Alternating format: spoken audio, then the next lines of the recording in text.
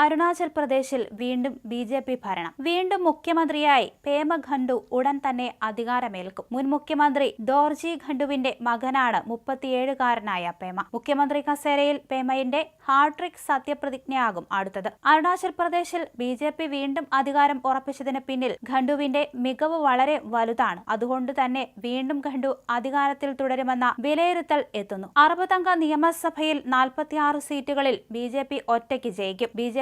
സഖ്യകക്ഷിയായ Conrad സാഗ്മയുടെ National People's Party 6 സീറ്റിലും lead ചെയ്യുന്നുണ്ട്. അതായത് 60-ൽ 52 സീറ്റിലും മേൽക്കോയ്മ നേടിയാണ് ബി.ജെ.പിയുടെ അധികാരത്തിലേക്കുള്ള തിരിച്ചുവരവ്. അരുണാചലിൽ മുഖ്യമന്ത്രി പെമ, ഉപമുഖ്യമന്ത്രി ചൌന മേനും ഉൾപ്പെടെ 10 ബി.ജെ.പി. സ്ഥാനാർത്ഥികൾ എതിരില്ലാതെ തെരഞ്ഞെടുക്കപ്പെട്ടിരുന്നു. നിയമസഭാ തെരഞ്ഞെടുപ്പിനുള്ള നാമനിർദ്ദേശ പത്രിക സമർപ്പിക്കാനുള്ള തീയതിയിലും മറ്റാരും പത്രിക നൽകിയില്ല. ഇതോടെ പെമയും മറ്റ് 9 സ്ഥാനാർത്ഥികളും എതിരില്ലാതെ തെരഞ്ഞെടുക്കപ്പെട്ടു.